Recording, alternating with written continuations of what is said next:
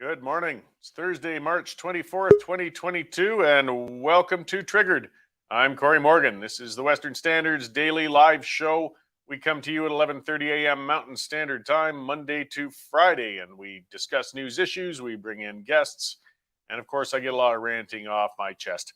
Being a live show, of course, we get comments, and they are welcome. Use that comment scroll, get in there, talk with each other, send comments to me, good, bad, or indifferent. Try to keep things polite, though. We do always want to stay civil. It's great to see the ongoing discussions in the scroll on the side, but sometimes people get a little heated, and it's serious business at times. It's understandable, but we do want to make sure we don't burn any bridges there. We can still differ without being too terribly rude to each other. I got a couple of great guests coming up today. I got Danielle Smith. The schedule's going to be a little different because we're kind of rushed. The news is going crazy out there, as we know. Good to see you, Pamela and Gary. And so I'm going to have Danielle Smith probably in a few minutes here. She should be coming on, and we're going to talk about the UCP. The only word I can use is debacle over the leadership review and the constant changing of the rules now and the infighting. And we've got an MLA now, of course, openly calling for Kenny's resignation. I suspect more are coming. It's going to be a crazy couple of weeks here yet. Then I'm going to talk a little later. Well, I'm going to have a good rant on my thoughts on Justin Trudeau and his Euro trip there, as he's been making his appearance known at the European Parliament. He hasn't exactly been doing Canada terribly proudly over there, I'm afraid. And he rarely does when he leaves our borders. I mean, it's kind of a relief when Justin steps out so we don't have to deal with him for a little while.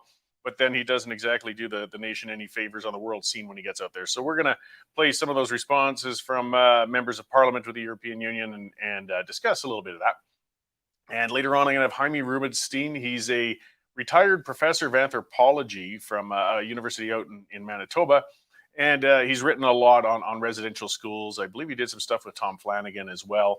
And we'll get into that discussion. I mean, there's just a whole lot to unpack in the whole residential school issue that's, well, it's a heated one. It's an emotional one, but there's also been a lot of, I think, misinformation going around about it. So it'll be a really good discussion with Mr. Rubenstein about that. And we'll check in with Mel Risden on some news items and things as well pretty soon. Maybe I'll hit quickly on one of our sponsors before I get to Danielle Smith, and that is Bitcoin Well. These guys have been a great sponsor for us. They provide a fantastic service. If you're looking to get into digital currencies, this is the path to go, especially if you're unsure. This is new, this is different, it's your money. You've worked very hard for it. You want to make sure it's safe. You want to make sure it's well invested and taken care of. And that the cryptocurrency world can look a little intimidating or scary. Well, this is a local company. They're a Western Canadian company. They're publicly traded. These are safe, reliable people to find out if Bitcoin's for you, and if it is, how you can get yourself into it, how to set up your wallet, how to put money into it, how to make practical uses of it. They even have ATMs throughout Western Canada. So check them out, bitcoinwell.com. They've been a fantastic sponsor, and we appreciate your going to check them out. Okay, so let's get on. I see Danielle in the lobby, and I really want to bring her in here on this because as she was saying, there's been some flashbacks or PTSD over this whole issue, and I'm looking forward to discussing this. Hi, Danielle. How you doing? Hey, Cory, we're going to share our collective trauma over mail-in ballots from 2009. I can hardly wait to talk it through with you. I mean, that experience single-handedly made me opposed to mail-in ballots. And so I was a bit surprised to see the UCP party embracing them because, my goodness, do you ever end up with a lot of problems there? Yeah, and I'll give a quick background on that. So this is going all the way back to when Danielle won the leadership of the Wild Rose Party. At that time, I think I was VP policy with the party on the executive, and my wife Jane was the executive director. And we had, I think, about 11,000 members, perhaps. I can't remember who were eligible. So we did a mail-in balloting system, and 8,000 of those voted. And the amount of work, and we had months to get ready for this, and still the logistics of getting that many ballots out, uniquely numbered, ensuring that there wasn't fraud, getting them all back, getting them counted. It was a nightmare, and a lot of people raised a lot of questions about the whole thing. It was on the up and up, but boy, what a mess. And that's a fraction of what the UCP is looking to pull off right now. You're totally right. And I'll just elaborate on that a little bit. And you can probably tell me from your perspective what you remember. But one of the things that I remember being a real problem is that a lot of especially rural addresses, your actual physical address is different than your mailing address. Most folks in rural have a PO box within one of the towns or close by in the city, and so you can end up with a problem of getting the ballot out to a person who wants to vote. That's number one. The second part of the problem is getting that turnaround. And so you get the ballot, then you have to turn around, put it in the mail, and hope that it actually gets there. And we'll talk about that in a minute. But the third one is that if you don't receive it in time, how do you make sure that you get it returned in time? And I recall a couple of my supporters, because we allowed for there to be a single ballot box in Edmonton because we wanted members to be there to either vote on site or have their ballots sent in. So I remember I had supporters who were driving around picking up ballots so they could drive them up to Edmonton to get there in time. And then finally, you'll recall this too, when we talk about the PTSD afterwards, there's always a trickle that come in after the voting date because they get lost in the mail, they turn up all crumpled because clearly they got shoved in behind some storage center in a mail room. And then you're constantly worried that is the follow-up ballots coming in, are they going to change the outcome? And you always have people questioning, did my vote get counted? And so people feel disenfranchised. The other candidates who are in the race feel like they're suspicious, or they raise suspicions about the outcome and whether you can trust it.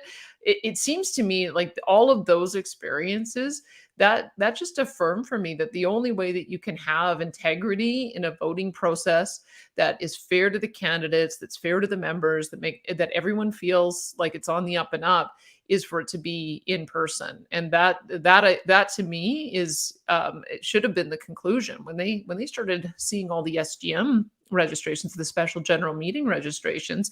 They have well over $1 million.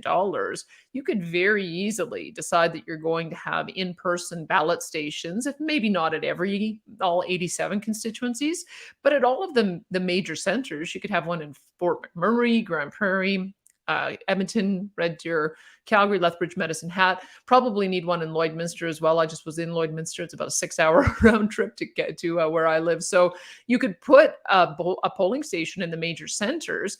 You have the money to be able to man it and rent the room.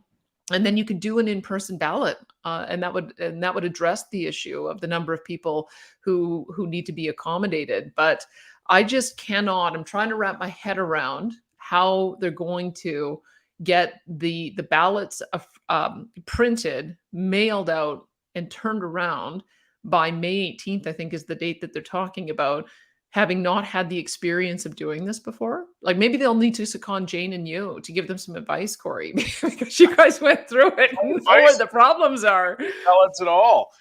So I don't think they want to hear from us. But I mean, we did see that, I mean, everything has backfired on them. They truly underestimated how many people were going to sign up. They thought if we're going to make it $100 a crack and make everybody come out in person, we'll have maybe a couple thousand participants and we can really control that. And we can see that absolutely it was going to be a catastrophe if they tried to get 15,000 people to vote in Red Deer at a hotel over a 6-hour period. So they had to do something. But now to defer it, I mean, the other part in deferring it to May, he keeps kicking that can down the road. And I'm sure what they're going to say is, well, this is too late now to change leaders because we got an election less than a year from now. We need to go into a leadership race and bring somebody else in. We're seeing a lot of ugly political play. And I really think the party's losing a lot of credibility right now.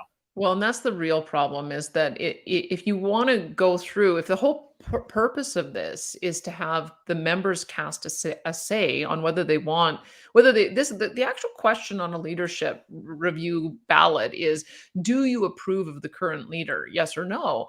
And the reason why you do that is you want to have a lot of enthusiasm and support demonstrated for your current leader, because that then helps to build the momentum, especially if you're going into an election year. If there's nothing but concern and it's fraught and there's worry and there's people casting doubt on whether the outcome is what they announce, then that's going to have the exact opposite effect. It's going to backfire. And so there is a potential of losing the war after you've won the battle. And I think that that's the concern that the party should have, is that, sure, I suppose you could end up doing whatever it is you want, get the outcome. But the integrity of the process is important to get the buy-in. The whole reason you want to do this is because election planning for a political party has to begin very shortly after this. The premier has set May of 2023 as the fixed election date. We used to have a fixed election window. A few weeks ago, he announced that it was going to be a fixed election date in May. So everybody knows what date they're working towards. But if you end up with a party questioning the outcome, feeling like they haven't had a proper say, feeling like they can't trust the executive, that's not going to bring people together to elect their candidates, to start volunteering, to do the door knocking, to make the phone calls. And that's the army that you need if you're going to go into an election united. That's my greatest fear, is that if you don't handle this process badly, you can create a bunch of unnecessary bad feelings. So you're better off just trying to find a process that everybody feels has integrity, and then you accept the result. If the premier gets a resounding yes, then that is accepted. Everybody can come together and move on. If it's a resounding no, then there's a leadership race that other people can jump into. But to create this uncertainty, I think they're going to get the worst of all worlds out of it. Well, yeah, and unfortunately, I mean, Premier Kenney was asked about it, what level would be, where he would feel comfortable staying in. I mean, in a leadership review, usually it's kind of open and shut. There'd be 80%, 90%. He said 50% plus one would be enough. But, if it comes in at 60%, I fear that party is going to rip itself to shreds. We already have members of the legislature. Jason Steffen came out today and has outright demanded Kenney's resignation. A number of them are getting more and more bold and showing their discontent. And I don't think they're going to feel settled after a race unless it was an incredible blowout of support for the premier. Well, and the premier could have the confidence that even in a race that he would be able to win it. I mean, he's a formidable campaigner, and his record hasn't been all bad. When you look at the economy and the amount of investment coming into the province, this is all very positive. I think where he got into trouble, obviously, was the back and forth on his COVID policy, saying we're definitely not going to have vaccine passports, and then turning around and having vaccine mandates, as well as this restriction exemption program. That alienated a lot of people.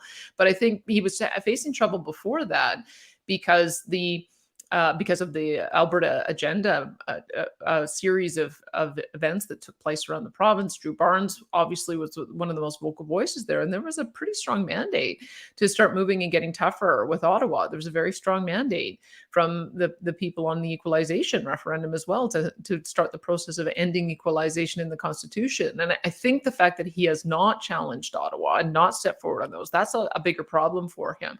But you know what? He could have said, the amount of outpouring of membership support, shouldn't maybe put it that way, membership purchases, and the number of people who want to participate in that process, that shows me that there's a question that people want answered. Therefore, we're going to go automatically into a leadership review or leadership vote. I'm going to be on the ballot. I'll take any comers. I'm going to stand up for my record and I'm going to win. He could very easily do that. I think that would actually be a bit more reflective of what it is that members want to see. They want to have a robust race. He still has certainly a large share of support from his existing members. Is it enough to defeat Rachel Notley in the next election? That's the question. That's why everybody's having that discussion.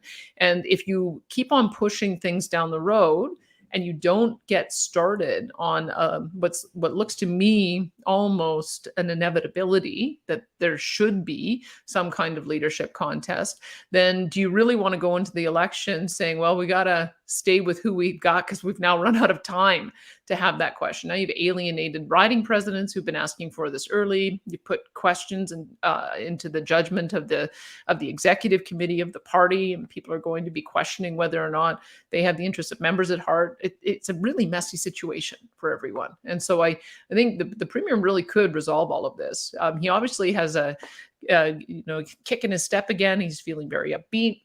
He's feeling very happy about the turnaround, and he may well be able to make the argument that he does deserve to have another mandate to go into the next election. But you're not going to have Brian Jean just decide to stand down. He has to deal with the reality that Brian Jean wants to have another chance to take another stab at this. And so if that doesn't get accommodated somehow, now you're looking at once again seeing the party split apart, the movement split apart. And if you end up with two parties, you end up with a Brian Jean, who also has proven electoral success. He won 21 seats in 2015 up against Jason Kenney. Now you've split the vote at least two ways. You've got Paul Hinman as well, who is polling at least with 10 to 15% of the support for his Wild Rose Party, Wild Rose Independence Party. When you start seeing that amount of vote divide, because this is an unanswered question and people see the process to be unfair, I don't know how you can keep all of that together as a cohesive movement to be able to defeat Rachel Notley in 2023. So I think it's the ball's now really in the Premier's court to try to suggest a different pathway forward. And my suggestion would be that he should just say, look, I've heard this is what people want. They want my leadership to be contested, and I'm quite happy to enter into a race because I think I'm the best candidate. I don't know why he doesn't do that, and then it would just affirm his leadership so that he has the strength going into the next election. Or if he's wrong, then people will have an opportunity to put that forward too.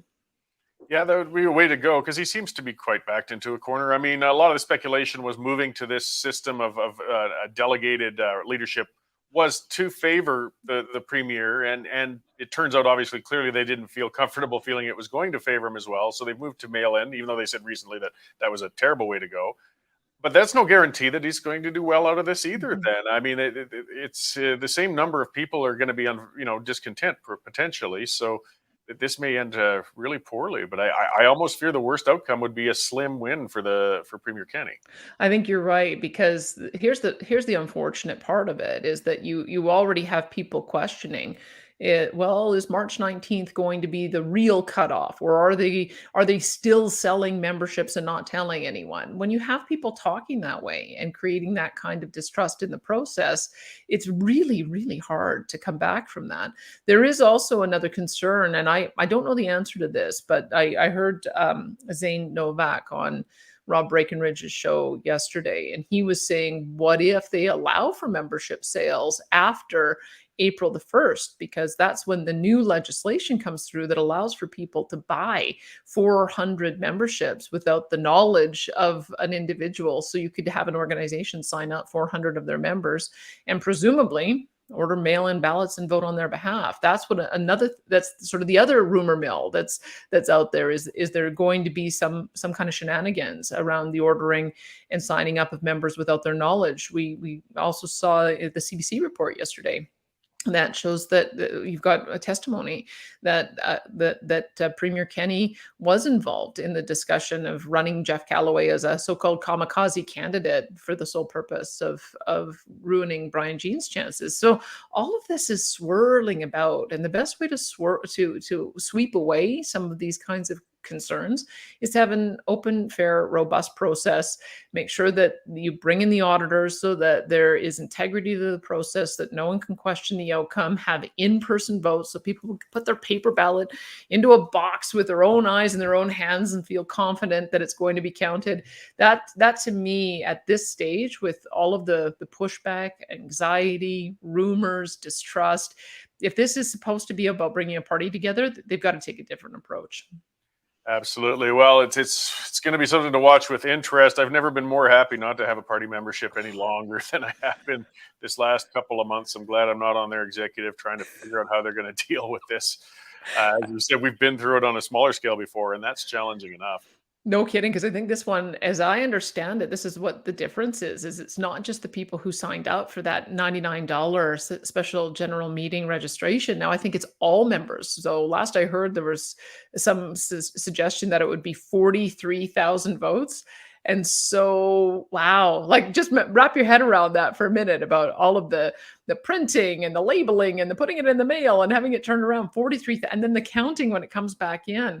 all through the course of the 6 weeks to follow. Boy, I don't know if they realize what they've signed themselves up for with the mail-in ballot. It's not an easy process to do, especially for a party that often operates on a bit of a skeleton crew.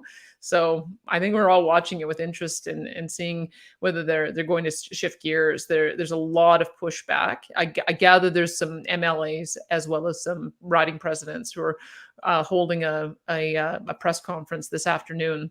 I don't know if they're going to be asking for a change in process or if they're going to be asking for the same thing that Jason Steffen is, but there's just no point in creating this kind of angst on something that is supposed to be a uniting effort for a political party. That's the thing that we forget, is that political parties are supposed to be at this stage trying to come together around the leader so that they can choose their candidates and the team that's going to get them into the next election.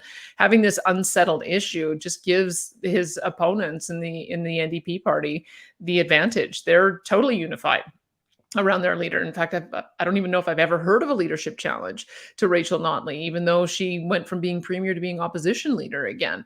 They are steadily going along and lining up their candidates, some high profile ones like Drew Farrell in Calgary as well. So the longer this remains unsettled and the more infighting that there is, it just ends up impairing the party's ability to get ready for May of 2023. And that's what they need to get resolved. They need to get the leadership issue behind them quickly. And then they need to move on to doing the candidate selection so that they're ready for what happens a year from now. Otherwise, that's going to be a bigger problem for everyone. Yeah, the only one smiling right now from ear to ear has got to be Rachel Notley at this point. I mean, just kick back and let them deal with themselves, and she can, show stability, to voters versus a party racked with infighting. Well, we'll see. Can I just say one more thing on that, Cory? It's so funny because I remember when I was sitting in the legislature with Rob Anderson and Heather Forrest, I think Guy Boudelier and the others, when we saw that Alison Redford was really on the ropes, it was, oh no, we want to actually face her in the next election. We better cool it. And in point of fact, it was already too late for her, and we ended up facing a more formidable challenger in Jim Prentice, and we all know how that one ended up. But that's got to be what's happening with Rachel Notley as well, as she's probably, because she hasn't said too much when you think about it. She's probably in that frame of mind that when she looks at who she would rather be facing in the debates and who she'd be rather facing in the election, knowing that the premier is fighting off his own party, she's probably thinking this is the perfect contender, that she probably wants to keep Jason Kenney there, which is why she's just biding her time while the infighting does her work. So you're right, talking about grinning ear to ear. This does nothing but help her in her re-election bid. Yeah, well, we'll be watching with morbid interest as the party tries to figure out what rules they're going to release, and they better get on it soon, because now everybody's speculating, which makes it even worse and adds to the mistrust. So thank you very much for coming on to join me today. And I believe you had some other interviews that are coming out pretty soon as well that are going to be posted. Actually, if you want to, thank you for allowing me to promote that. Actually, this morning we just interviewed Leslyn Lewis and Jean Charest. I'm going through a series of interviews with the leadership candidates. So the next one will be Pierre Poilievre and Patrick Brown. I think those are the big four contenders at the federal level, and that's, to me, really exciting. I think that we've got there's some very good conservative leadership candidates, and so hopefully that'll be a more uniting process than what we're witnessing in Alberta right now. Yeah, there is a vigorous race going on there, that's for sure. All right, well, thank you very much, Danielle. Good to talk to you about this. And, well, as I said, we'll keep watching with interest as it all unfolds. You got it. Thanks, Cory. So, yes, that was Danielle Smith, who does a number of things all over with the Alberta Enterprise Group now, and does shows with Uncensored on the Western Stand here occasionally. And, of course, is very experienced with, well, political infighting and a lot of these sorts of things. This brings back a lot of memories. This is something we conservatives seem to do with ourselves a lot all the time. I'm just looking at some of the commenters, and some people saying, the Western Standard wants Notley back. Yeah, right, guys, come on. And we've posted things. We've posted columns from cabinet ministers in support of Premier Kenney. We take all opinions here and go into them. I mean, there's certainly on the opinion end some people who have their views on it, absolutely. But the publication in itself isn't taking a side in this, though. we are a conservative sort of thing. The main question I see from a lot of people, though, is if not Kenny, who? And that is one that's hanging there. It's a tough question because Brian Jean isn't necessarily everybody's favorite, going forward either. He isn't necessarily who they'd want to see replace Kenny, or they might feel that he's more able to win the next election. As Danielle kept pointing out, the main thing is we're looking a year from now at a general election. So who is going to keep Rachel Notley from getting another term as premier? Who's the best one to do that? But again, I'm seeing this it's not just the infighting, but it's the dirty play. It's dirty. Come on, you had a process in place for months, a process that was like pulling teeth to get in. And then you're changing the rules at the last minute. In mid-stride, you're changing how it's going to be done. Talk about ruining trust. And as Danielle and I were saying, so the only way they're going to pull off a mail-in ballot at all, they've got to kick the date farther down. There's no way. When we're looking at just a little over 2 weeks now from what was the prior date, those ballots would have had to have been printed and mailed out weeks ago. We know how Canada Post works. You're lucky to get something within a week at the best of times. So now, if you talk about a giant way of changing the rules, kicking the entire race an extra month and some, that's a load of crap. That's a load of crap. That's like, my campaign's not doing very well, so I need to buy another month to work harder on it. It doesn't work that way in general elections, and it shouldn't work that way in something like this. But it's desperation, right? It's desperation. They saw that they're going to lose. I mean, they're making that excuse. Oh, we wouldn't be able to accommodate everybody in Red Deer. And that's true, that the turnout was so massive that it would have overwhelmed them. But as Danielle was saying, and she's right, when you got $1.5 million in the bank, I mean, you had 15,000 people spending $100 each to do this. You can set up polling centers all over the province. That wouldn't be that hard at all. Not with that kind of money. They didn't want to do that. They wanted to change the system. Now they haven't released the rules. Now we've got MLAs calling for Premier Kenny's head openly. I don't see how the party's going to recover from this mess. This is a mess. We'll see what comes with that press conference from the constituency presidents. These are the guys who work on the ground for the party. And we'll see what they put out for rules. So we'll back away from that a little bit. And, our schedule's kind of, speaking of, changing the rules and timelines all over the place. Normally we do our news check-in earlier in the show, but we only had Danielle for that moment there, and we wanted to get her on. So we've pushed poor Mel Risden down the schedule a little bit there, but we'll bring her in and see what's going on in the newsroom with the Western Standard. So let's bring Mel in here. There she is. How's it going? Good. Busy as usual. Yes. Yeah. And speaking of the topic that you are speaking with and just finished with Danielle Smith, we have many articles up on the website right now. One is exactly what you were just saying. We are 16 days away. Still no information on what's going to happen. No understanding of any new rules. So we've got an article up on that. Another column from Jason Steffen, UCP MLA for Red Deer South, calling for Premier Jason Kenney to actually resign. So you can check that out. There's a StatsCan report out that shows a large spike in welfare due to immigration laws. 35% of government-assisted refugees remain on welfare compared to those that were privately sponsored. They are 23%. So we've got information about that report on the website. Another article on tips that Canada Revenue Agency have been receiving, and we're talking tens of thousands of tips. A lot of people apparently cheating the system, and many of them attributed to federal COVID benefits. So that's on there. Also, a story on the Saskatchewan budget, which has come out, shows record healthcare spending to help deal with the surgical backlogs that Saskatchewan is facing and has been facing for some time now. Another article on Commons Health Committee. Here's from lead medical experts across the country saying that Trudeau calling unvaccinated Canadians a fringe minority was uniquely unhelpful. So we've got that. Kenney officials are defending his move to the mail-in ballots for the leadership review, basically saying that many more can now access the vote and less will be feeling disenfranchised. And we've got a column from Mike Thomas, who covered the premier, our Prime Minister, Justin Trudeau, was in the European Union Parliament, and he just gets lambasted by a couple of people who do an address and speak at the debate. So that we have up, and we have video of that as well, so you can hear what other leaders had to say to our Prime Minister. And we've got a new Chronicle cartoon out celebrating the new alliance between the Liberals and NDP.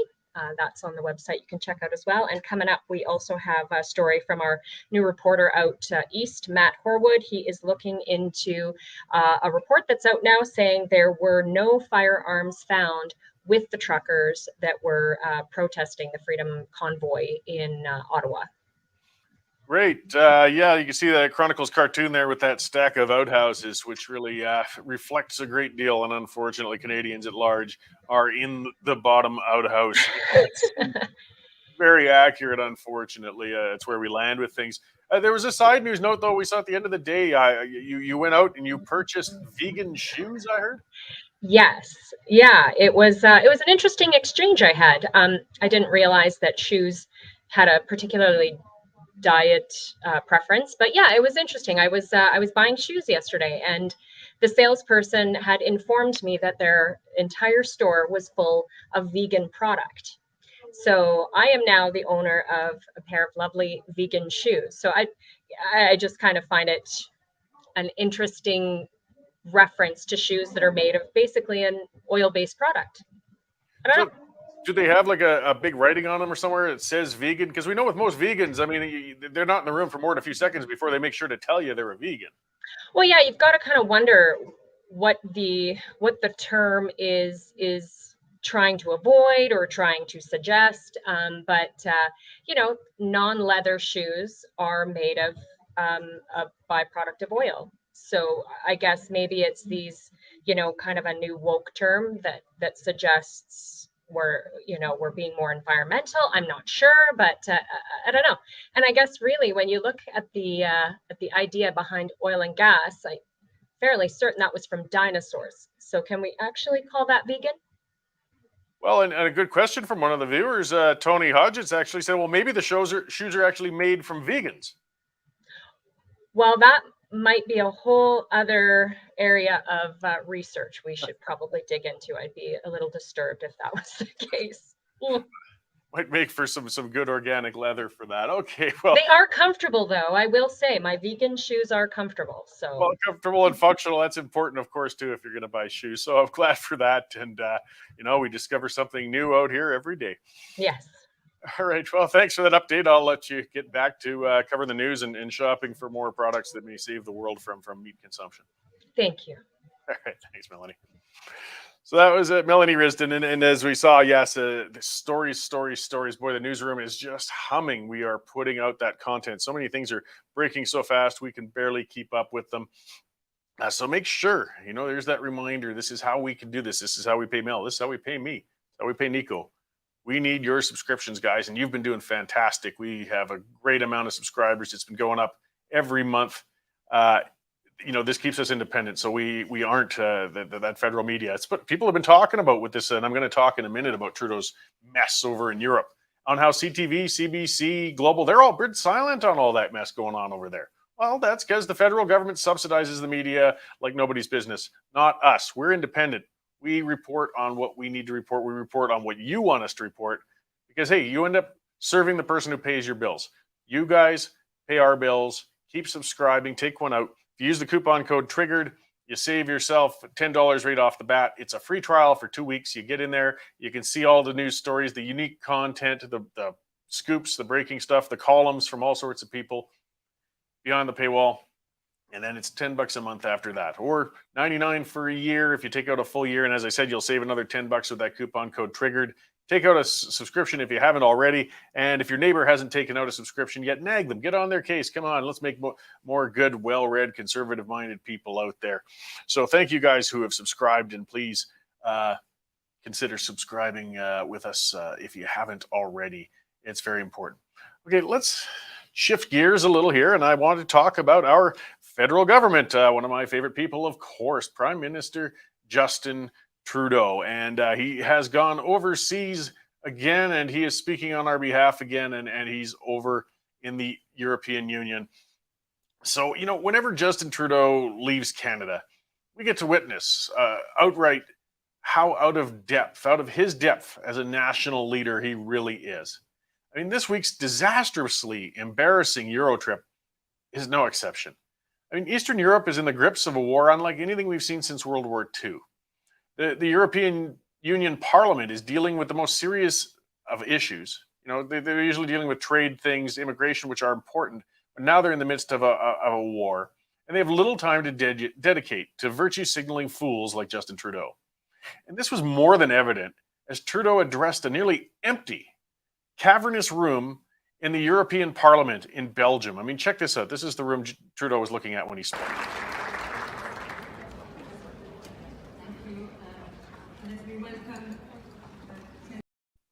Look at all those empty seats. Now, when a foreign leader addresses the Parliament, typically most of the MPs, we do that in Canada when a foreign dignitary comes or whatever as well. Opposition, governing party, you'll all be in attendance, even if you aren't that interested in the subject matter, because it's a gesture of respect for the other nation. And to have the majority of the EU MPs stepping out before Trudeau spoke was an international snubbing that can't be ignored. The elected members of the EU have no respect for Trudeau, and that's how they displayed it. I really can't blame them. I mean, having endured many of Trudeau's vacuous speeches over the course of the last decade, I have to fight the temptation to ram a pencil into my ear when he's about to speak. I mean, a ruptured eardrum is almost preferable to enduring the auditory assault of that foolish man with his flaky, breathy, dramatic pauses. One finds themselves to be dumber for having listened to Trudeau's mental meanderings. So the flight of the EU MPs from Trudeau's appearance could be considered an act of self-defense, and they could be forgiven for it. I'm sure many Canadian MPs and members of the Ottawa Press Gallery wish they could do the same when Justin's about to speak as well. Of the handful of European MPs who did remain for Trudeau's babbling, though, a number of them took the time to actually take the microphone and chasten him. They didn't feel that simply snubbing him through their absence was an effective enough gesture. Perhaps they wanted to ensure that Trudeau never comes back and insults their collective intelligence again in the future, and they can't be blamed for it. MPs Bernard Zimniok, Christine Anderson, those two were from Germany, Mislav Kalakasis of Croatia, and Christian Terres of Romania all took the time to get up and outright slam Justin Trudeau in terse words as they addressed the Parliament. Not only do they have little respect for Trudeau, they were repulsed with Trudeau's treatment of Canadian citizens over the course of the convoy protests. Check one of these out here. Thank you. Based on Article 195, out that it would have been more appropriate for Mr. Trudeau, Prime Minister of Canada, to address this House according to Article 144, an article which was specifically designed to debate violations of human rights, democracy and the rule of law, which is clearly the case with Mr. Trudeau. Then again, a Prime Minister who openly admires the Chinese basic dictatorship, who tramples on fundamental rights by persecuting and criminalizing his own citizens as terrorists just because they dared to stand up to his perverted concept of democracy, should not be allowed to speak in this House at all. Mr. Trudeau, you are a disgrace for any democracy. Please spare us your presence. Thank you. I mean, what an embarrassment. What an embarrassment. And that was a member from Germany. I mean, the EU Parliament, they've been addressed by some of the most wretched of authoritarian dictators the world has seen in past decades. And while MPs rarely embrace those guests, they still often at least treat them with a degree of diplomatic respect. Trudeau didn't even warrant that. I'll play one more clip. Now, for the people who are just listening on audio, I'm afraid this is subtitled, so you'll see what was said.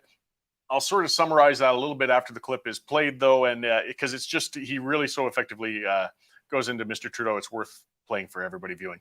Kanada, nekada simbol modernog svijeta, je pod vodstvom vaše kvazi-liberalne čizme proteklih mjeseci postala simbol kršenja temeljnih ljudskih prava i građanskih sloboda. Gledali smo kako konjima gaze žene, kako samohranim roditeljima blokirate bankovne račune, da ne mogu platiti djeci školovanje, da ne mogu platiti lijekove, da ne mogu platiti račune za struju i vodu, da ne mogu platiti rate kredita za svoje domove. Za vas su to možda liberalne metode. Međutim, za mnoge građane svijeta to je diktatura najgore vrste. So yes, this gentleman referred to Justin Trudeau as being a dictator of the worst kind. This is the European Parliament talking this way about him. He brought up the horses trampling women at the protests. He brought up how people's bank accounts were being seized so people couldn't pay their bills and mortgages. Again, is incredibly rare. It's such a breach of general diplomacy for members to get up and actually rip into a diplomatic guest at that parliament. But, as I said, most of the others were polite enough. They just said, we're going to go elsewhere, and we'll show our dislike of Trudeau in our absence. In this case, though, a number of them also felt compelled to get up and rip into him. What an embarrassment. And every time Justin leaves this country, going out and representing us, he embarrasses us. Now, you see, under the cover of Canada's state broadcaster, like the CBC, and other media outlets beholden to the Liberal Party for government subsidies, Trudeau's managed to retain a degree of support within Canada. The mainstream media has managed to polish the turd, essentially, so to speak, and maintaining Trudeau's popularity, at least within central Canada. In other countries, though, the only images they've seen of Trudeau are unvarnished by the Canadian media. They get the raw stuff, guys. It's like the Super Bowl in the States. They can get the full commercials, not this Canadianized version that we're all spoon-fed up here. They see Trudeau for the vindictive, shallow little man that he is. Trudeau's virtue signaling and cute socks won't endear him to serious world leaders. It repulses them, and it shows. Canada was once a respected international player on the world stage. We punched above our weight in diplomacy, and our leaders were welcomed when overseas. I mean, you never would have seen them rip into Prime Minister Stephen Harper like that. You wouldn't have seen them do that to Chrétien or Mulroney or even Trudeau Sr. But this himbo of a prime minister we have right now does not command respect. And by extension, that means Canada loses respect on the entire world stage. Our prime minister is now greeted with the cold shoulder at best and open contempt at worst when he visits other nations. It's going to be a long climb into world respectability in Canada in the years to come. It's clear that we can't begin our recovery of respect in the eyes of the world until Justin Trudeau is no longer the nation's prime minister. But with the deal Trudeau cut with Singh, we may not even be able to begin that recovery for a few years now. Canada has become an international laughingstock under Trudeau, and there's little indication that enough of the country is ready to get rid of him yet. It's just a sad, sad state of affairs, to say the least. And that's all I got to say about that. At least when it comes to Trudeau over there. You got to shake your head. Every time that guy leaves our borders, this is what happens. But look at the people he surrounds himself with, too. Are you going to send Freeland over there to represent us? Or are you going to send Seamus? He surrounds himself with people as dumb as he is. So we can't send a group out there to represent our country and gain that respect that so many, the people in Canada's forces, there's pictures of Trudeau on his India trip, his ill-fated India trip, where he, played dress up and danced around and, again, embarrassed us all over the world scene. It was astounding. That trip went on for weeks. And the headlines from Europe, the headlines from India, he didn't flatter them by playing dress up in their traditional clothing. He insulted them. And India's a fantastic trading partner. They're a country that's been, they've got their challenges, but they're growing as a democracy and an economic powerhouse. And in Canada, of course, we have a load of people of Indian descent. They're fantastic Canadians. And to have that clown go over there and make a laughingstock of himself, again, on our behalf. Premier Modi, or Prime Minister Modi, I think it is. But he traditionally, when world leaders would come, would always greet them at the airport with a hug. Trudeau managed, though, to get snubbed by Modi in that case. He just cannot garner respect when he leaves our country. And again, it ends up embarrassing us in the long run. And it's just a shameful, shameful display.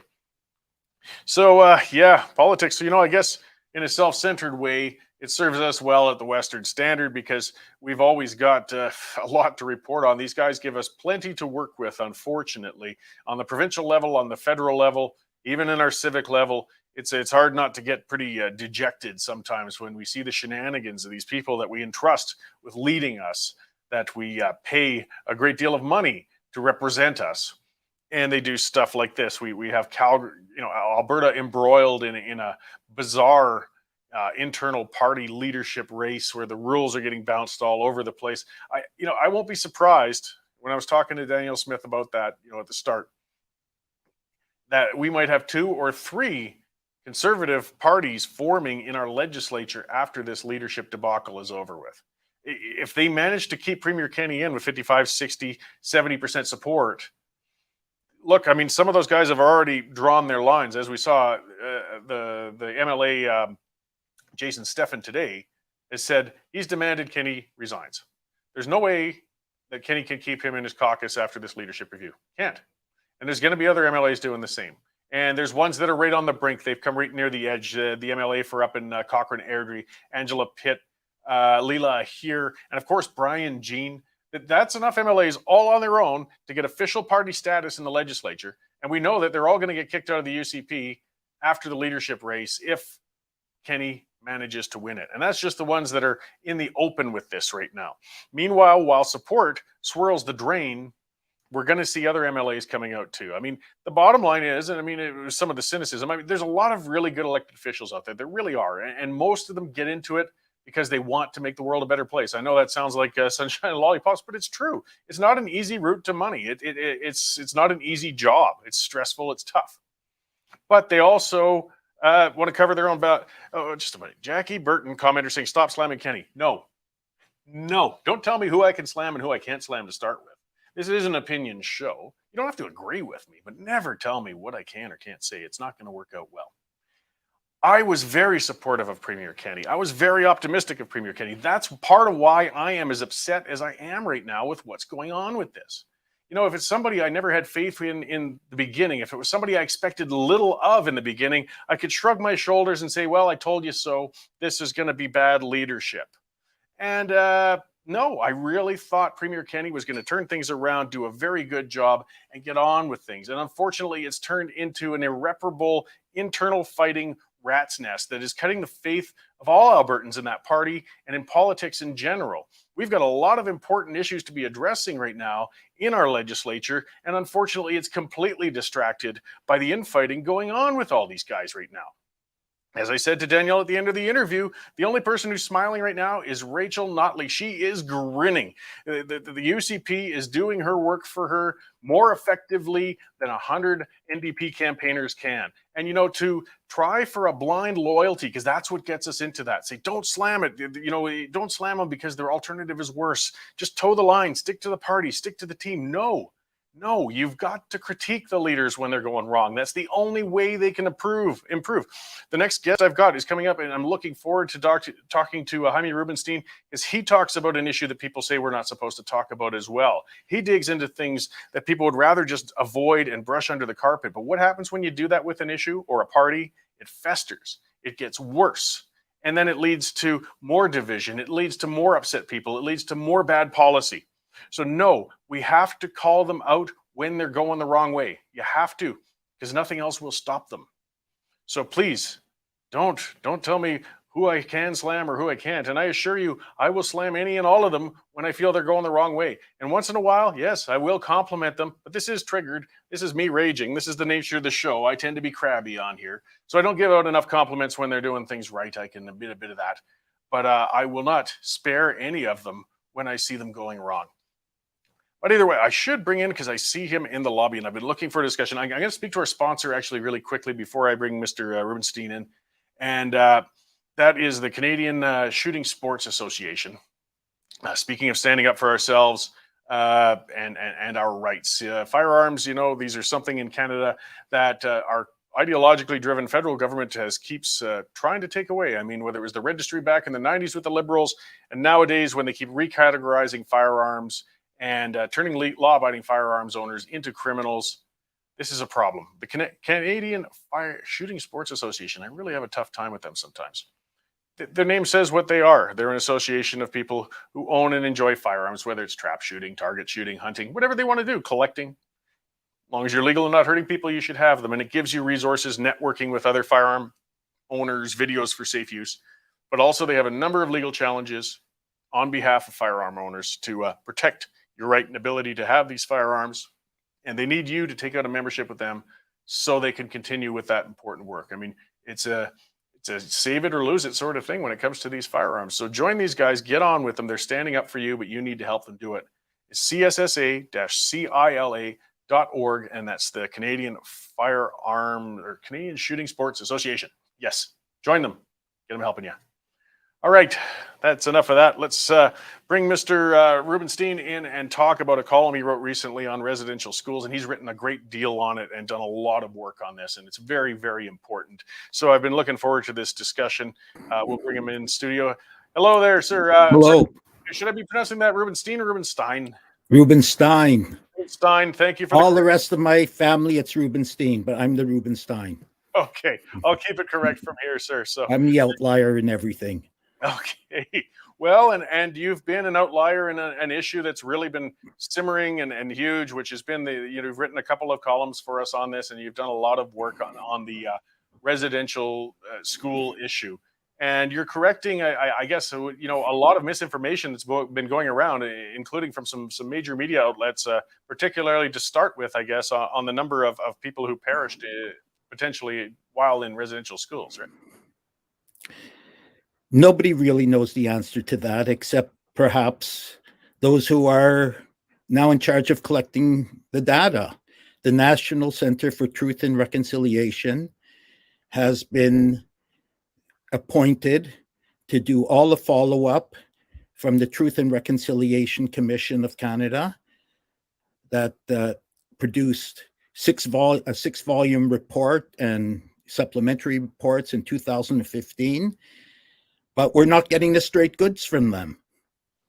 There's a lot of information that is not being provided to the public, even though their mandate is to communicate to the public the information they receive, given the requirements of confidentiality in terms of protecting innocent people don't want their names revealed. But the sum total of their findings should be easily given to the people who also want to do some research about this. Well, yeah, we can't, if we're talking about reconciliation, which is a popular word these days, or I would say even just resolution or moving on, we need to have transparency and really get a solid idea of just what happened in that last 100 years almost, and get a reckoning. And then right now we seem to be getting more torqued headlines rather than statistical realities. Let me just give you one example that's come out very recently, just in the last few days. The National Center for Truth and Reconciliation, which is located where I'm living, just very close to my home in Winnipeg, Manitoba, has on their site said there are 4,100 and something missing children that they have recorded. At least they've recorded their names. Some cases they don't have their names, but they know they're missing. They're children that allegedly went to a school in the morning, or not in the morning, they were living at a residential school. They never came home.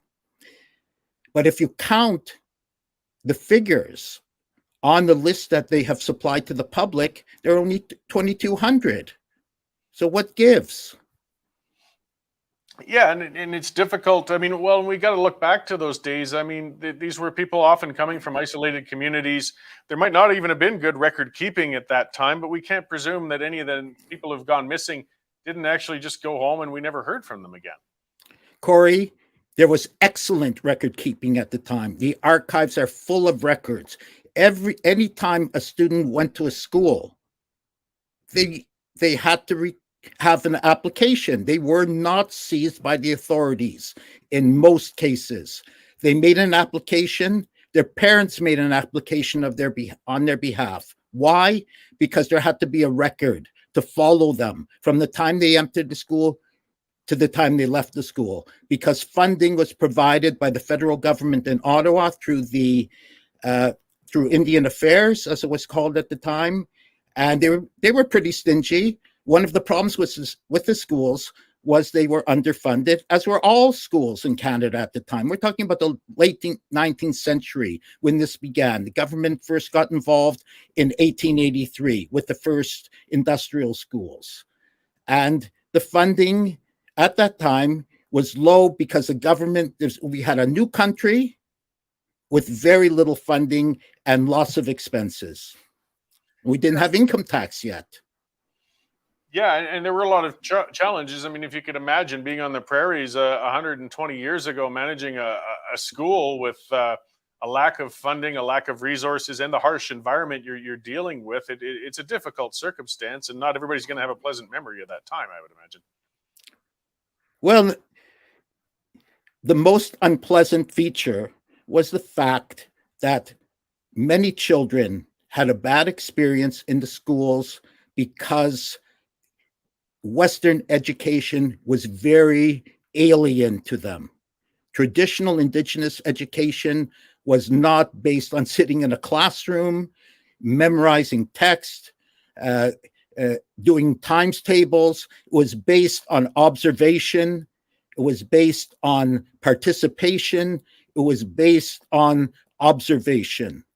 It was a totally different system of learning, a system that was part of our Western tradition, a system that was also alien to many Western children who went into school coming from homes where their parents were illiterate or semi-literate. Coming to a school was a difficult experience, as many of us can attest to from our own experience in school. And we do overlook often, I mean, some, I guess you could call them success stories or non-critical people who came through that system. As you mentioned in your story with Marchand, he had many good things to say about his experience and time there, and he went on to be a very successful Canadian. As have many students of the school that we don't hear about very much because they're not reported on. But an informal group of people that I've been involved with for several months is slowly but surely gathering data about these issues, about the missing part of the Indian residential school. And we're trying to compile a list of successful school participants. And Marchand is only one of thousands. Yes, and I mean, there were definitely, so nobody's saying that everything was done correctly or everything was done right, or some of the initiatives were probably very misguided. But again, we need to have a narrative that's balanced on what happened historically if we're going to learn from this. Well, I wonder how much those who are in control of the narrative want us to learn about it. There's a dark hole there that is only slowly being filled with supplementary data. Much of there are hardly any missing children from these schools. Where these children are buried are in the archives. There are no parents looking for children, no named parents looking for named children who never came home from the schools. Not one. How could that be? So where are these archives kept then? Is this in Ottawa somewhere? They're in Ottawa. They're online. There's tons of stuff. Some of them are in provincial archives. Some of them are in church archives. They're all over the place, but they're slowly being gathered and analyzed. The people who have access to most of this data are, as I said, the National Center for Truth and Reconciliation, but they're keeping their cards pretty close to their chest. We have to ask what the motive is. We have to look at the big picture in this regard. What is the function of all of this? Is it to really help Indigenous people? Or is it to satisfy the greed of a small number of people? It's not that small, in fact, of a number of people who've repeatedly been called, even by the Toronto Star many years ago, the Indian industry. An informal coalition of lawyers, activists, advisors, researchers journalists, politicians, Indian leaders, etc., who are benefiting from the existing narrative. Yeah, I recall a book, I believe it's called First Nations Second Thoughts, that came out a while back, and they went extensively into what they called at that time the Indian industry as well. But it's true, there is a lot of people who make a very healthy living out of the status quo, and in just constantly seeking more and more settlements, more and more compensation. Every one of these bureaucrats and lawyers who get in between, they make sure to get their cut before it even gets to whoever they're ostensibly speaking for. And they have a very strong motivation to make sure to keep things as negative as possible. The National Center for Truth and Reconciliation has over 20 full-time employees. On the other hand, one member of this informal group I'm associated, one lone researcher, unpaid, has collected better hard data than they are releasing to the public on the existence of these missing children, and showing that they're not missing at all, finding birth certificates for them, death certificates, finding places where they were buried, and none of them buried in these unknown graveyards in the middle of the night, nearly all of them buried in the cemeteries on their home reserves. Yeah, and there's been a lot of anecdotes that are taken into evidence rather than actual documents when it comes to a lot of the hearings and reconciliation, things such as that. And anecdotal evidence is, unfortunately, I mean, it can certainly be truthful, but it can be very weak as well. The main battle here is between, in terms of the search for truth, is between truth based on emotion and truth based on facts, analysis, and logic. Yes, well, and emotion, unfortunately, is always... It's ruling. Emotion is ruling the day. Yes, and there's so much anger. And I mean, this constant state of apology and self-humbling, again, isn't helping. It's not bringing anybody together. The First Nations communities don't seem to be any better off or functional for this trend lately. It's not a good direction we're moving in. I would suggest they're worse off for all of the monies that have been coming in, most of it siphoned off by the Indian industry, which is not these days given a more politically correct term as the Aboriginal industry, but it's all one in the same. I wonder if I can bore you for a second with a very important list, with all the money that's been coming in, the billions of dollars. Here, I have to read a little bit because there's too many for me to remember. The Indigenous people on and off reserve exhibit the highest rates of the following features: criminal behavior and incarceration. They have the lowest incomes compared to all other Canadians, the highest rates of unemployment and non-working population, the highest rates of poverty, the highest welfare dependency and homelessness rates, the most inferior housing, the highest rates of infant mortality, the lowest life expectancy, the highest rates of disease and illness, the highest school dropout rates, the highest rates of child apprehension, fostering, and adoption, the highest levels of suicide, the highest rates of sexual abuse, and the highest rates of single motherhood, and the highest rates of murdered and missing women. That's a tragedy. 500 years of contact.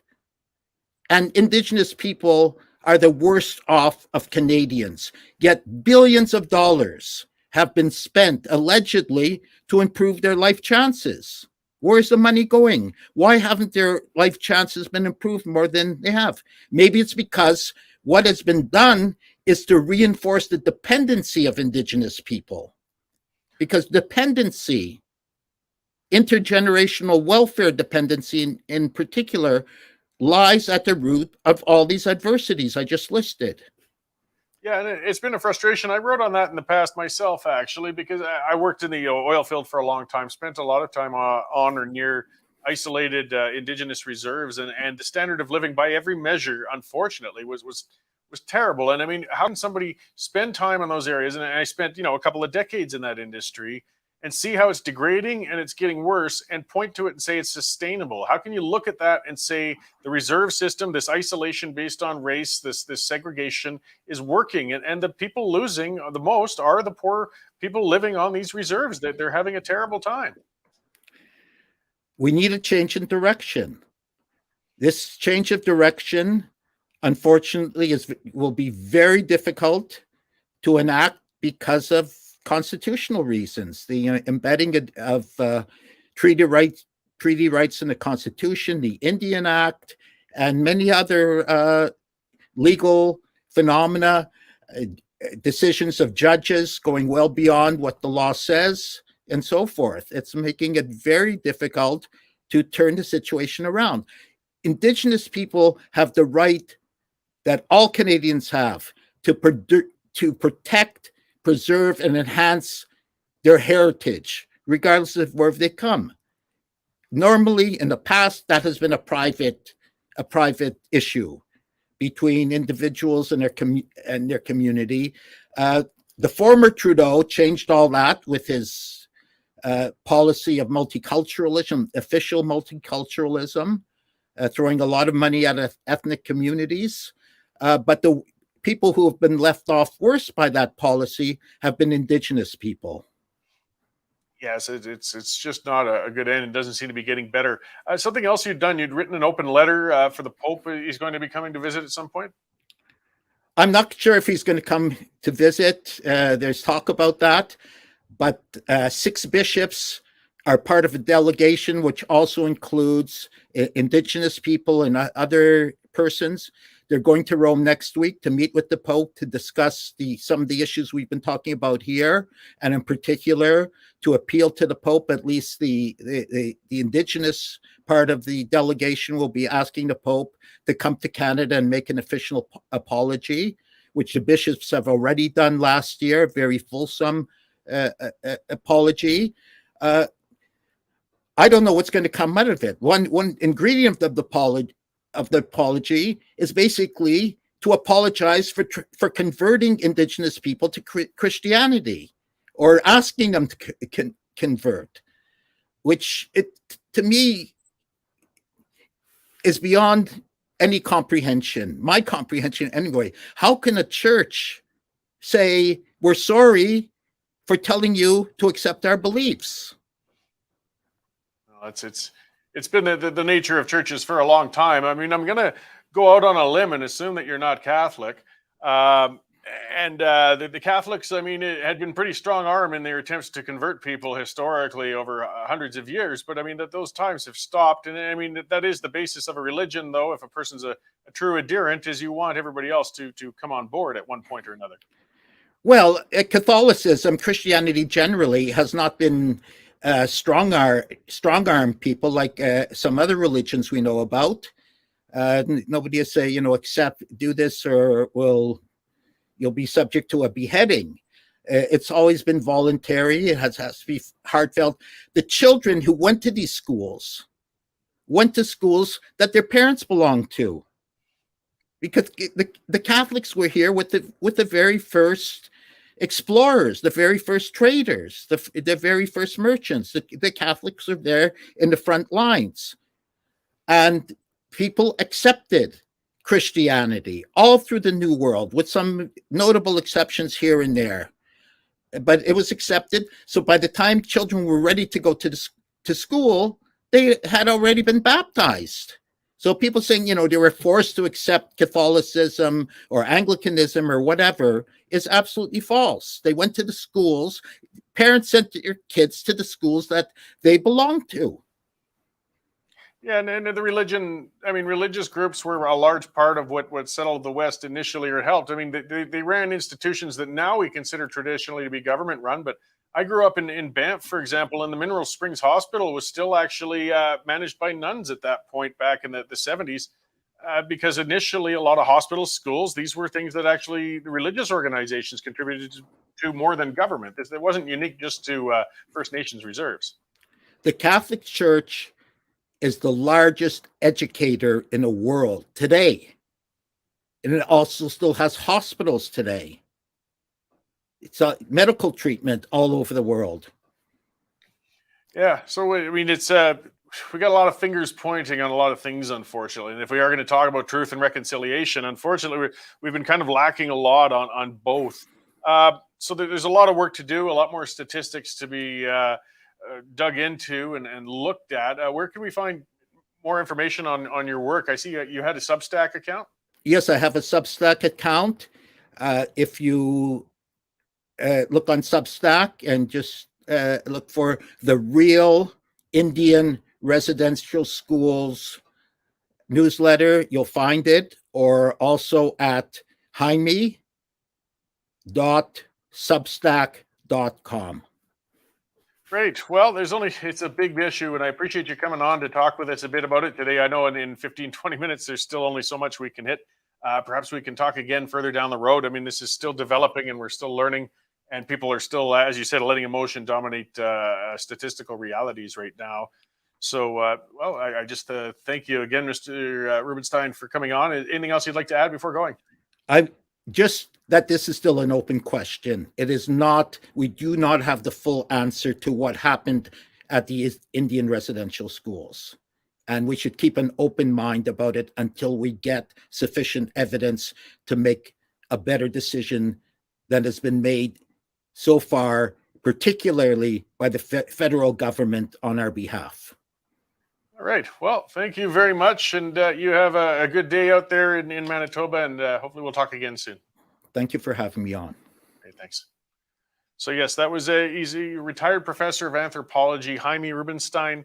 He's out in Manitoba, where he was at a university. And as you can see, he may be retired as a professor, but he's still very, very active and busy in digging into these statistics. And I see I was under a bit of a misconception as well. I didn't realize there were I knew there were records, but I didn't realize they were perhaps quite as prevalent and able to be found as there are, so there's archives, there's church records, things like that. Perhaps not all of them are being forthright in sharing them, but we know they're there, then we should be digging into them. I mean, things that have been done wrong, we know that, but let's get the truth of it out there. Let's find out what exactly was done wrong, what was done where. I mean, as he said, emotion is overwhelming things. I mean, some of these things are horrifying to conceive of. I mean, when we see the imagery from mainstream media, we see things like, an unmarked possible cemetery, and we try to put our mind into at least what we're being told of children being taken and then passing away while in a school, and you never get the body returned. But do we know that that's exactly what happened in each case? Like, we need to investigate. We need to see what happened with these. A lot of those cases, we're finding out that wasn't the case. These were long known cemeteries. These were cases, again, of people call them mass graves. They weren't. This was also a period of time when the Spanish flu was going through these schools. Tuberculosis was going through these schools. Native or not, there's some terrible things people could suffer and pass away with. And again, it's not to say things in those schools were all great. We know outside of Indigenous schools, some religious-based schools had abused students terribly. That was seen, in Newfoundland and a great number of other areas. The bottom line is we need the facts. We need to dig in and find out exactly what happened, because that's the only way we can learn from it, prevent it, and again, reconcile, try to make up for it. But this constant state of mourning and rage isn't serving anybody, and it's not making anything any better. I'm going to take another quick ad break before we move on to some more things here now, and remind you all of Bitcoin Well, guys. We talked about them earlier. I want to talk a little further. These guys provide that service for digital currencies. You want to get away from having the government take your money, and they want to take it. They always want to take it. They get enough through tax. But I mean, we got this weird precedent set now where if you take the wrong political stance, they might feel that they can come and seize your accounts. And the banks were complicit with it. Well, Bitcoin Well will help you get into digital currencies. You can get away from the government's reach. I mean, there were some misconceptions about that with all the seizures going on, people saying they did get into people's digital currency accounts. No, they didn't. If you got it in a separate wallet, the government can't get at it. They just can't. It's yours. Bitcoin doesn't own it. Bitcoin Well doesn't own it. You have it. And that's one of their big things. The term they keep using is non-custodial, because you always hold on to it. There was an interview, and I keep forgetting the guy's name. It was a different digital currency. But when he was asked about that, he says, I didn't give the government any information on our customers because we don't have it. It's not ours. It's theirs, and it leaves it there. And they got a great thing if you've got commercial accounts, if you've got employees, things like that. We're doing that here at the Western Standard. It's a I can take a portion of my salary, it's voluntary, and it goes in. Yeah, Derek has written about it, as we can see there. A portion goes into my Bitcoin wallet of my salary every month, and then it gets matched by the Western Standard as well. So I get a nice little savings thing off to the side. It's a nice perk for employees. It's a nice little savings area, aside from the regular currency. And of course, it's voluntary and everything. So check these things out, bitcoinwell.com. They got all these great options in digital currencies and things you can do personally or with your company and in general to just take care of your own money. All right, what else have we got hitting the news? Melanie covered a few of those things. Yeah, I mean, some of the hearings talking about, if we want to talk about the residential school hindsight and looking into things and studying them, also the investigation, more contemporary if we're looking in hindsight, is with all of the COVID policies over this last 2 years, and plus, leading up to and including the invocation of the Emergencies Act that, as we could see, our European counterparts realized that it was ludicrous and a terrible violation of civil rights. But a lot of Canadians haven't figured it out yet. And now we're seeing some of the things in Commons committees that are coming forward. And this was a very interesting one, saying there's a limited scientific justification for universal vaccine mandates. And that's two medical experts told the public, the Commons Health Committee. And the Prime Minister's dismissal of unvaccinated Canadians as racist fringe group was uniquely unhelpful, said the president of one medical association. He said it was a uniquely unhelpful thing the Prime Minister did when he said that. And that was Dr. David Jacobs. David Jacobs is actually very outspoken on Twitter and online, by the way. If you look him up, he's very good to listen to, and he's an interesting, and he wasn't one who, he was very pro-vaccination. He worked in the hospital. He was dealing with a lot of work. He posted on Twitter a lot, showing the x-rays of people with their lungs when they were infected with COVID. Some of the people were suffering badly, but he was opposed to the mandates. He's just looking at it as a medical professional. And he's the president of the Ontario Association of Radiologists. And he said it was politically driven, and it didn't help anyone in the healthcare industry. It did not convince anyone to change their mind.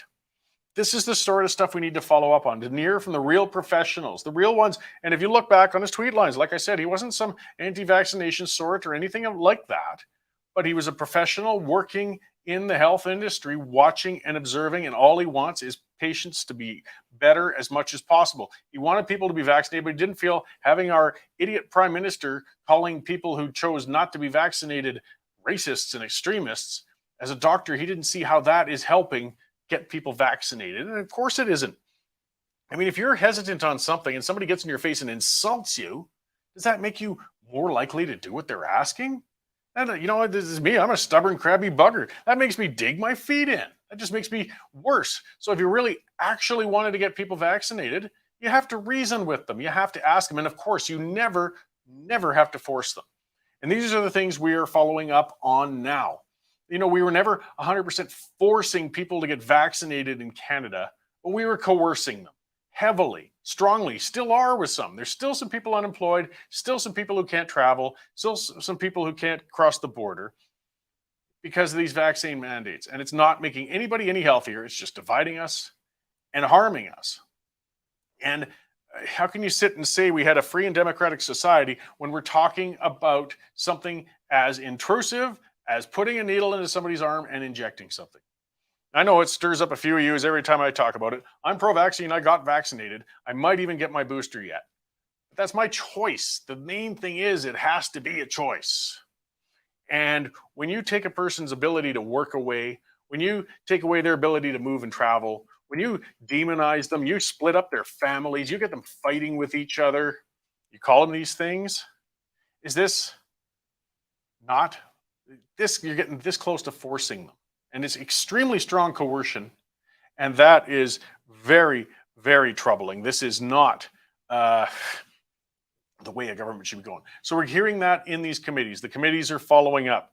Maybe that's why Justin Trudeau thought it'd be a smarter idea to go off and hide in Europe right now, because he doesn't want to deal with all of these follow-ups in these committees as they're realizing that his government has been horrible throughout this entire thing. But it didn't help him any going over there either, because the European Union politicians aren't fools. whilst our prime minister is, unfortunately. And we're starting to really see in hindsight what's gone on with a lot of these things. Plus, a lot of the justifications, as we mentioned the other day, that fake arson story that was attributed to the convoyers in Ottawa, media members were tweeting that, others were going on about it. Complete baloney. It was complete BS. It had nothing to do with the convoy. Sounds like it was one lone idiot, and the details of the story totally stunk. But we're finding this out after the fact. After the fact. We should have found these out during the fact, but it's still better to go into hindsight, dig into these things, and find out what's happening. On a semi-good news story, Unifor President Jerry Diaz, former Unifor president, and that's a big union. That's the union that actually covers a whole lot of journalists and such, and they stink. And he was the founding president. And it sounds like he accepted a secret $50,000 commission from a COVID supplier whose test kits he promoted to employers and union executives. He just suddenly quit as the head of the union recently. I suspect this might have something to do with it. So it's funny because his last appearance at a parliamentary committee, he was going on about the lack of corporate ethics in Canada. He says, we love this union, or this is what the treasurer said. It's their life's work. And they are following up on this, of course. The hypocrisy, but unions and hypocrisy very often go hand in hand. So he resigned, Mr. Diaz, suddenly March 11th. It looked good on him. He claimed medical leave at first, but obviously there's much more to the story.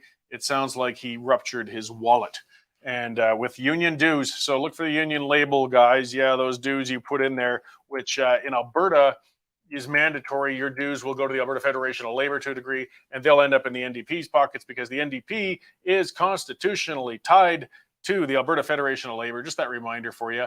And that reminder when we talk about Rachel Notley's NDP, the NDP, if you read into political wonky stuff, they're unique among parties in that they're formally tied. The provincial one and the federal one, it's all one party. They aren't separate ones. You can't just buy a membership for the Alberta NDP and not be a member of Jagmeet's party. No, it's all one. Once you buy one, you're a member of all of them. And in their constitution, if there's ever a dispute over policy, the federal NDP wins. They override the provincial one. So the provincial ones are supposed to be independent, and they are nominally. But if it ever comes to a dispute between the two, say over a pipeline or carbon tax, the federal one can override the provincial one. So keep that in mind when people are considering Rachel Notley as a premier again. You'll get more Jerry Diaz types, more Gil McCowan types, and you will also be getting more Jagmeet Singh types because he has the authority over her constitutionally. You can look it up. They go wild every time I bring that up on Twitter or elsewhere because they don't like people knowing that. But you see, they're a socialist party. Socialism is all about central leadership, not diverse regional leadership. It's all about command and control in the center. Moscow, Cuba. You don't let diverse views go outside. So no, provincial wings of the NDP, that's all they are, is wings of the federal party. In Canada, if you're a member of the Conservatives provincially, it's totally separate from the federal party. I mean, there's a lot of people who hold memberships in both, but they are not formally tied. The NDP are. So I just like to periodically remind people of those things. And again, still, as Nico pulled up, there's still no rules out for Kenny's leadership review. We're watching with that. Speaking of incompetence and interplay and such, as much as I'm firing my shots at the unions and the NDP, the UCP hasn't exactly been performing in a very admirable and up sort of way lately, as well as we just got this gong show going on with the review that's pending for who knows when. They're changing the rules faster than we can keep up with right now. So we're going to be watching that. We're going to be reporting on it as fast and as hard as we can. And as I said, when Danielle was on earlier, this is mail-in ballot systems have been used in Alberta not too long ago. Both Danielle and I were very immersed in that nightmare. And that was a much smaller logistical sort of endeavor that we had to do with only 11 or 12,000, including my wife, Jane. She was the executive director back then. When we're thinking as many as 40,000 Conservative memberships that might qualify now, man, this is, I don't know. I just, they still manage to take the words out of my mouth now and then. Hey, as you guys know, as well as anybody, it's rare that my mouth is empty of words. So let's see. I'm going to get set up for tomorrow, and of course, we'll have more to report. We'll see what happens. Which there's going to be a press conference, I believe, with the some constituency associations. I suspect we're going to see more MLAs coming out. Jason Steffen came right out and called for Kenny's resignation. I think we're going to see more of that as everything swirls. It's just a hornet's nest right now. I'm going to introduce you to the Western Standard's new Saskatchewan reporter, Christopher Oldcorn. That's going to be a good, conversation. It's great. As we've said many a time, we're expanding. We're doing really well, and we're getting new journalists all over the country. And Saskatchewan, we just haven't. We've got some folks out there, but we haven't covered them quite as well as we should. Well, now that's changed. We got Christopher Oldcorn down there on the ground, and he's going to be putting out a lot of great news copy. So we're going to talk to him tomorrow on the show. And after that, I will talk to Tom Braid. People in Edmonton might be familiar with him. He's a journalist and a photojournalist on a number of things. And he started a whole new initiative, actually, to battle cancel culture. He's actually looking to push back on them. Maybe I'll leave with one more note on it with our counterpart in Edmonton, Mr. Ryan Jesperson, who I've been watching with what's going on with that whole schmozzle up there fighting within themselves. He showed up, surfaced, threw out a quick tweet. And I'm paraphrasing. I can't remember exactly what the words were, but he was saying, along the lines of recalibrating the show, I think, or something like that. And just saying to people, hang tough, we're recalibrating and we're taking a vacation. We'll be back. And the first thing is some people come tweeting back at him. Oh, I'm so disappointed. Recalibrating. You should be rebuilding relationships and this and that. You've learned nothing. You see, as much as he's apologized, as much as he dynamited his own show that he's put a year into trying to build, as much as he's been groveling, the swarm is after him. They smell blood. His apologies empowered them, and nothing he says will ever be enough. We saw that right there. A simple tweet, first thing he said since his show imploded last Friday, and that's how his following comes back at them. They are an angry little swarm of hornets, though he did build that nest, so there's still only so much sympathy you can give him. But it shows the ugliness, the mob mentality, the swarming of the cancel culture. I mean, these were guys that liked each other. These were guys that felt they were on the same team. And this is what happens. They turn on them and eat their own so fast and so unforgivingly. It's brutal. And I almost feel sorry for Jesperson if he hadn't participated in cancel culture so much himself prior. And in that case, you kind of reap a bit of what you sow. But it's an ugly circumstance to watch. So we'll keep updating on that and many, many more things. Thank you all for tuning in today. I think that was a really good show, a really full one, and I will see you all tomorrow morning at 11:30.